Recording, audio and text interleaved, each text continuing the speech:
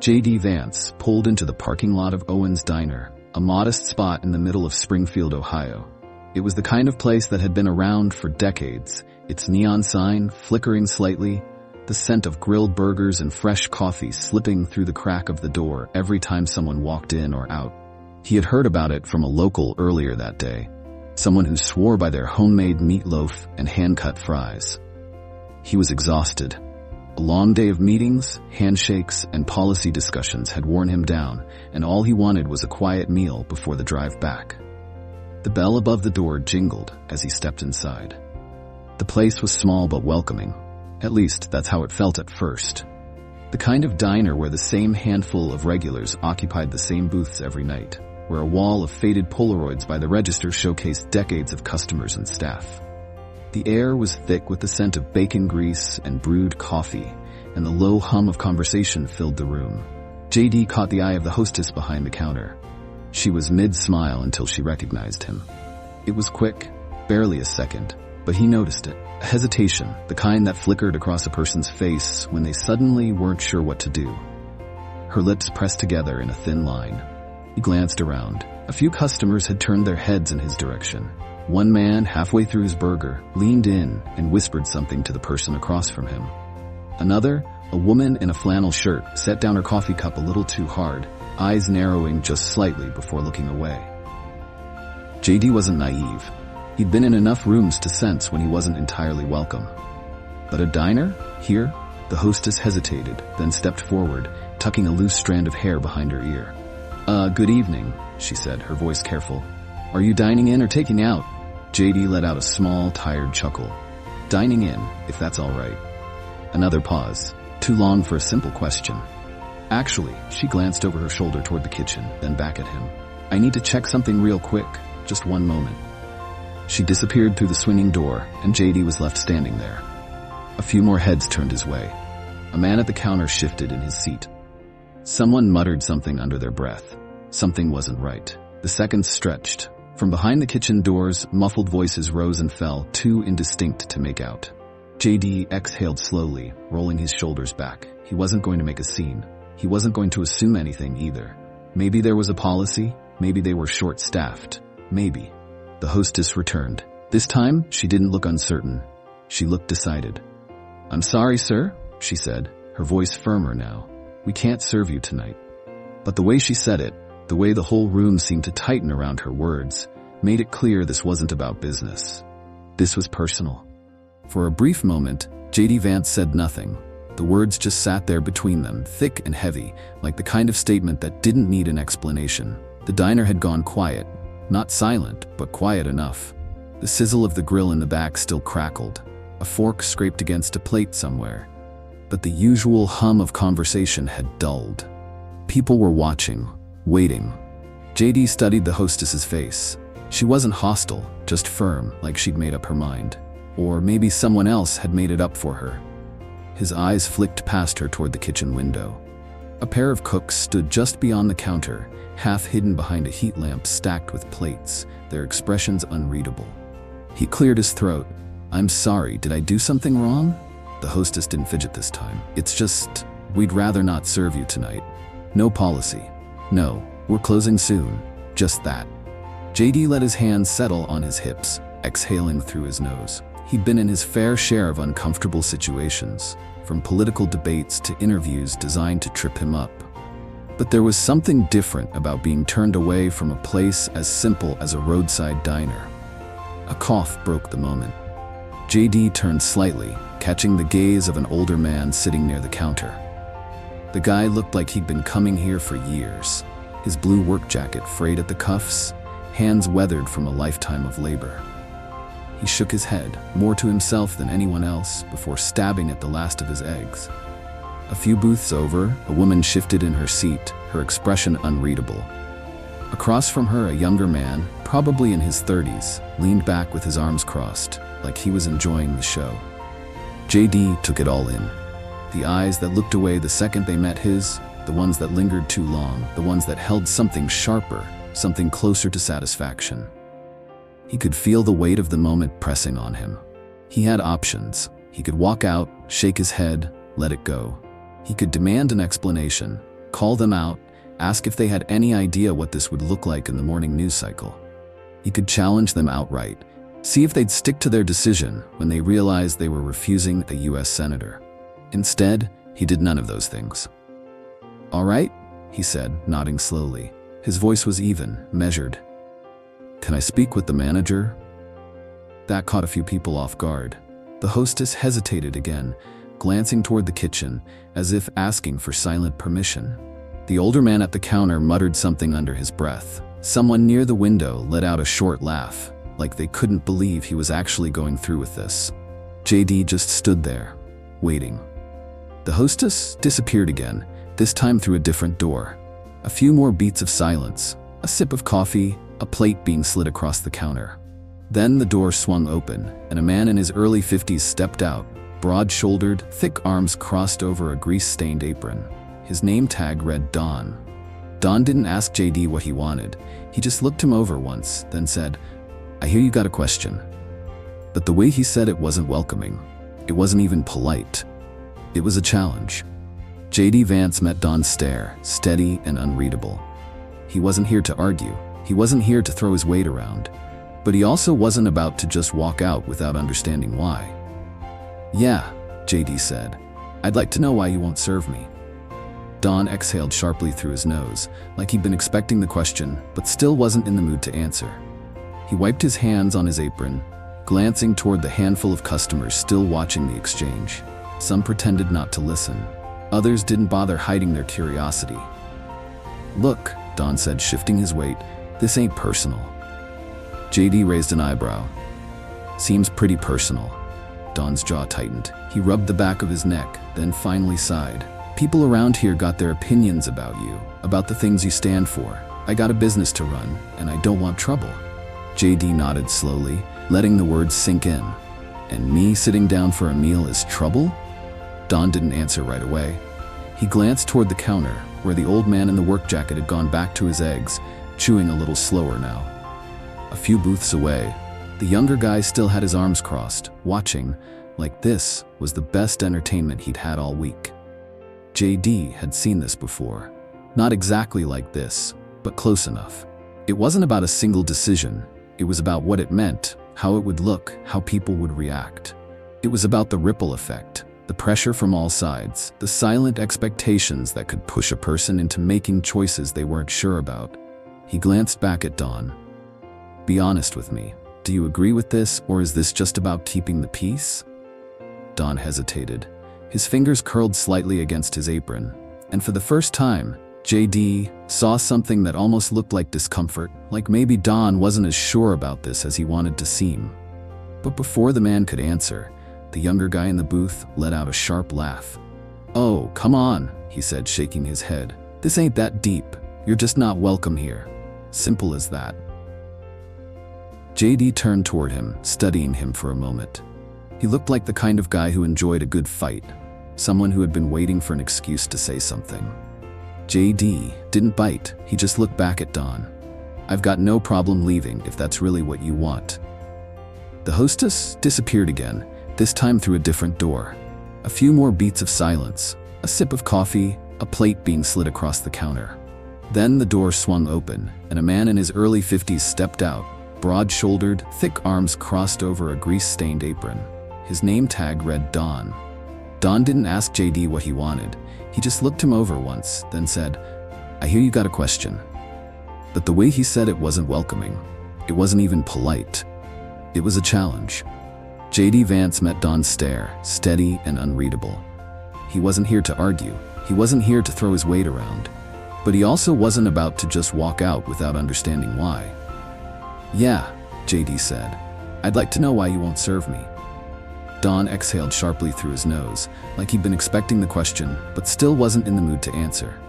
He wiped his hands on his apron, glancing toward the handful of customers still watching the exchange. Some pretended not to listen. Others didn't bother hiding their curiosity. "Look," Don said, shifting his weight, "this ain't personal." JD raised an eyebrow. "Seems pretty personal." Don's jaw tightened. He rubbed the back of his neck, then finally sighed. "People around here got their opinions about you, about the things you stand for. I got a business to run, and I don't want trouble." JD nodded slowly, letting the words sink in. And me sitting down for a meal is trouble? Don didn't answer right away. He glanced toward the counter, where the old man in the work jacket had gone back to his eggs, chewing a little slower now. A few booths away, the younger guy still had his arms crossed, watching, like this was the best entertainment he'd had all week. JD had seen this before. Not exactly like this, but close enough. It wasn't about a single decision. It was about what it meant, how it would look, how people would react. It was about the ripple effect, the pressure from all sides, the silent expectations that could push a person into making choices they weren't sure about. He glanced back at Don. Be honest with me. Do you agree with this, or is this just about keeping the peace? Don hesitated. His fingers curled slightly against his apron, and for the first time, JD saw something that almost looked like discomfort, like maybe Don wasn't as sure about this as he wanted to seem. But before the man could answer, the younger guy in the booth let out a sharp laugh. "Oh, come on," he said, shaking his head. "This ain't that deep. You're just not welcome here. Simple as that." JD turned toward him, studying him for a moment. He looked like the kind of guy who enjoyed a good fight, someone who had been waiting for an excuse to say something. JD didn't bite, he just looked back at Don. "I've got no problem leaving if that's really what you want." JD nodded slowly, considering that. "All right," he said. "Then tell me, what do you think I should have done differently?" The guy blinked. That wasn't the response he was expecting. "You want me gone?" JD continued. "Fine, but you've got the floor. Say what you need to say." The diner was dead silent now. Even the kitchen had gone still. No plates clinking, no orders being called out. Don sighed, rubbing the back of his neck. "This ain't what I expected tonight." JD cracked a small, tired smile. "Me neither." But for the first time, the tension wasn't just about division. It was about something else, something closer to understanding. The diner wasn't just quiet now, it was watching. Even those who had pretended not to care were listening, sneaking glances over their plates. JD sat there, patient. The younger guy, still leaning back in his booth, looked like he wanted to say something, but for the first time, hesitation crossed his face. Maybe because he realized JD wasn't arguing, he wasn't defending himself, he was just waiting. Don, still gripping the chair in front of him, finally let out a breath. "You want to know what people think?" He shook his head. "They think you're full of it." JD didn't react, just tilted his head slightly, like he was considering the words. "They think you talk about working-class folks, but you still play the game. That you make promises like every other guy in a suit, but when it comes down to it, nothing changes." Don exhaled through his nose. "And they don't forget." JD nodded slowly. "I get that." The younger guy let out a scoff. "That's all you're gonna say?" JD turned toward him. "What else do you want me to say?" The guy straightened in his seat. "I don't know, man. You're supposed to argue, defend yourself. Say something." JD rested his forearms on the table. "You already made up your mind about me before I walked through that door. You wanted me to get mad, wanted me to fight back so you could feel justified." The guy's mouth opened slightly, but nothing came out. JD continued, his voice steady. "But what if I told you I know exactly what that frustration feels like?" He looked back at Don. "You said nothing changes. I know that feeling. I grew up in it. I watched people around me get left behind. Hell, I felt left behind. And yeah, I went to school, did things people never expected me to do. But that doesn't mean I forgot." Don's fingers tapped against the chair. His expression was unreadable, but he didn't look dismissive. He looked thoughtful. JD glanced around the diner. "You don't have to agree with me. I'm not here to change your minds. But I walked in here as a customer, not a politician, just a guy looking for a meal." A pause. Then, from the counter, the old man in the work jacket muttered, "Damn shame when a man can't even get a burger." The tension cracked just slightly. A few people smirked. Even Don let out a small chuckle, shaking his head. JD turned back to him. "So what now?" Don exhaled, running a hand over his face. He looked toward the kitchen, where the cooks were still watching, then back at JD. "I'll tell you what," Don finally said. "You sit here and finish this conversation. And if, by the end of it, I don't think you're just another guy talking a good game, maybe, just maybe, I'll have my waitress bring you a menu." JD nodded, a small smirk tugging at the corner of his mouth. Sounds like a deal. For the first time that night, the room didn't feel divided. It felt like something else, something closer to a conversation. The air in the diner had changed. The stiffness in Don's shoulders had eased just a little. The younger guy in the booth had lost his smirk, now sitting up instead of leaning back like this was some kind of show. Even the customers who had stayed quiet, who had just been watching from the sidelines, seemed less certain of their own judgments. JD leaned forward slightly. "All right," he said, voice calm. "Let's finish this conversation." Don exhaled, dropping into the chair across from him. He looked tired, not the kind of tired that comes from a long shift, but the kind that settles deep in a person, the weight of years of expectations, of feeling like the world isn't listening. "I'll be honest," Don said, rubbing his hands together. "I don't know if you're the guy people think you are. I don't know if you're really looking out for folks like us, or if you just know how to talk a good game." JD nodded. "Fair enough." Don studied him. "What I do know is that around here, people got long memories. They remember every promise made to them, every time someone shook their hand, looked them in the eye, and said they'd do something, only to walk away and never come back." JD tapped a knuckle against the table, thinking. Then he said, "I don't blame them for that." Don huffed out a laugh, shaking his head. "That's the problem. Nobody ever does." A beat passed. Then, from the counter, the old man in the work jacket spoke again. "I worked 35 years in a factory. 35 damn years." He set his coffee down with a soft thunk. "I watched my neighbors lose their jobs, watched whole families pack up and leave because there wasn't anything left for them. Watched politicians show up, shake a few hands, tell us they understood, then drive back to wherever the hell they came from." JD met his eyes. "And do you think I'm one of those politicians?" The old man stared at him for a long time. Then he shrugged. "I don't know, but I can tell you one thing." He pointed a calloused finger toward him. "You're the only one who stuck around to listen." That landed. The waitress behind the counter shifted, glancing toward Don. The two cooks in the kitchen exchanged looks. Even the younger guy in the booth, who had been the loudest critic, suddenly had nothing to say. JD let the silence settle. Then he turned back to Don. "So what's it gonna be?" Don tapped his fingers on the table, looked toward the kitchen, exhaled again. Then he stood. "Mary," he called toward the counter, "get him a menu." A ripple of surprise passed through the diner. The younger guy let out a scoff, but he didn't argue. The waitress Mary hesitated for only a second before reaching for a laminated menu and walking it over. JD took it with a small nod of thanks. "Appreciate it." Don shook his head, half in amusement, half in disbelief. "I still don't know if I like you." JD smiled, flipping open the menu. "That's all right. I don't need everyone to like me." Don let out a short chuckle, then turned toward the kitchen. "All right, boys, fire up the grill." And just like that, what started as a refusal turned into something no one in that diner would forget. The tension had faded, not completely, but enough. Enough for the clinking of forks against plates to return. Enough for the low murmur of conversation to slowly rebuild itself. JD sat at the booth, menu in hand, but he wasn't reading it. He was watching Don, watching the old man at the counter, watching the younger guy in the booth, who still looked skeptical but wasn't smirking anymore. Mary, the waitress, poured him a cup of coffee without a word. He nodded in thanks.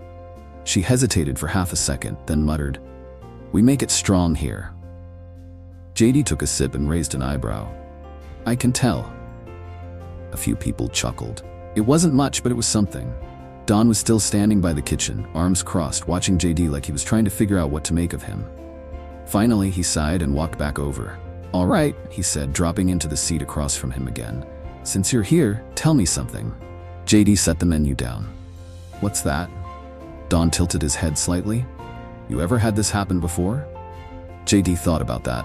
Not just the rejection, because rejection was part of the job. People loved you one minute, hated you the next.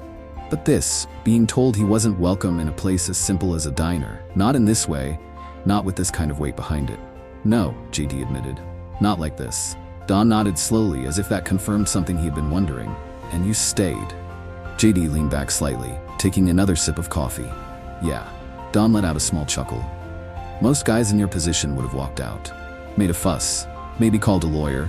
Maybe made sure this place was plastered all over the news by morning." JD smirked. "Thought about it." Don laughed at that, shaking his head. Then he sobered. "You're not going to change everyone's mind." JD nodded. "I know.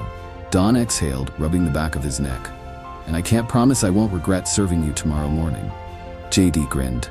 That's fair. The old man at the counter spoke up again, not looking up from his coffee. Still a damn shame when a man can't get a burger. JD turned toward him. Well, I think that's about to change.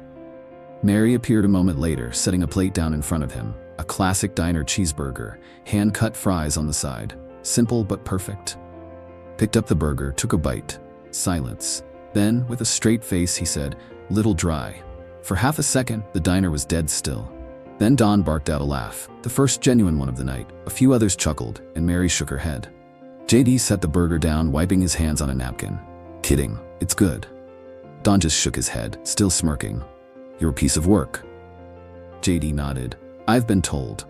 The younger guy in the booth didn't say anything, but there was something different in his expression now. He wasn't sold. Not completely, but he wasn't dismissing JD outright anymore either. As JD finished his meal, the diner started feeling like a diner again. Conversations picked up, plates clattered, coffee refills were poured. People still had their opinions, they still had their doubts. But for one night, in one small town, a different kind of conversation had happened. And maybe that was enough. Because in a time when everyone is ready to shout, sometimes the real power is in staying, listening, and proving, if only for a moment, that not everything has to be a fight. If you made it this far, I've got one question for you. Have you ever been in a situation where you had to choose between walking away and staying to listen? Drop your thoughts in the comments. I'd love to hear what you think. And if you found this story worth your time, don't forget to like, subscribe, and hit that notification bell. There's always another story to tell, and I'll be here to share it with you. Until next time.